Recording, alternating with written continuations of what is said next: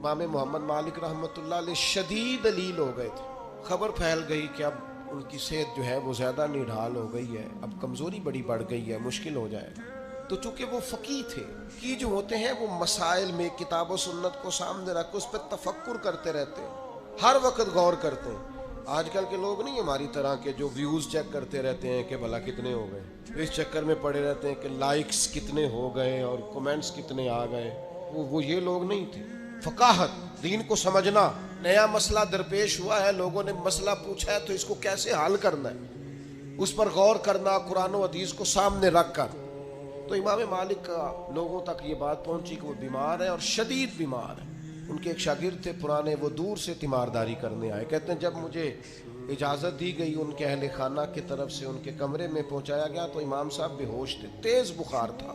میں نے جا کے سلام لی, 2-4 باتیں کی تو امام صاحب بیدار ہوئے. تیز بخار تھا, ہاتھ اٹھاتے تھے تو ہاتھ کانپتا تھا, اور نکاہت تھی. اور گھر والے مجھے ان کے بچے, ان کے پوتے بتا رہے تھے کہ کئی دنوں سے کھانا پینا حضرت نے بہت کم کر دیا. لیکن فرماتے ہیں اسی وقت یہ آنکھیں کھول کے کہنے لگے, یار شکر ہے اللہ کہ تم آئے ہو, میں ڈھونڈ رہا تھا کہ کوئی عالم دین مل جائے, ایک فقہی جزیے میں الجھ گیا ہوں.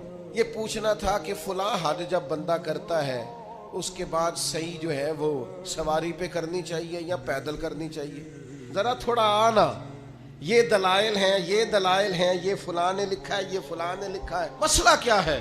شاگرد بڑے نکمے ہوتے ہیں کئی, ذرا تھوڑا سا جان چھڑاتا ہوں کہ کسی طریقے سے. یہ کیا لوگ ہیں کہ آخری ہجکیاں چل رہی ہیں اور ابھی امت کو مسائل نکال نکال کے دے رہے ہیں. فرماتے ہیں میں دلیلیں دینے لگا تو امام صاحب میری دلیلیں توڑنے لگے, کہنے لگے نہیں تیری بات تو ٹھیک ہے پر فلاں جگہ یہ بھی تو لکھا ہے نا.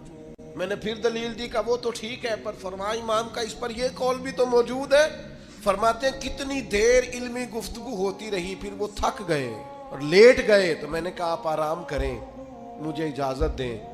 کہتے ہیں ابھی میں ان کی گلی کے کونے پہ آیا تھا کہ ان کے بیٹے کے رونے کی آواز آئی, اور میں دوڑ کر پلٹ کر آیا تو اس نے کہا قربان جاؤں اس شخص پر جس کی ساری زندگی قرآن و حدیث میں غور کرتے گزر گئی. یہ دیکھو آخری ہجکی بھی لی ہے تو رسول اللہ کا دین سمجھتے ہوئے لی, آخری دم تک دین پر غور, کتاب و سنت سے رشتہ, مشن والے لوگوں نے کام کیا.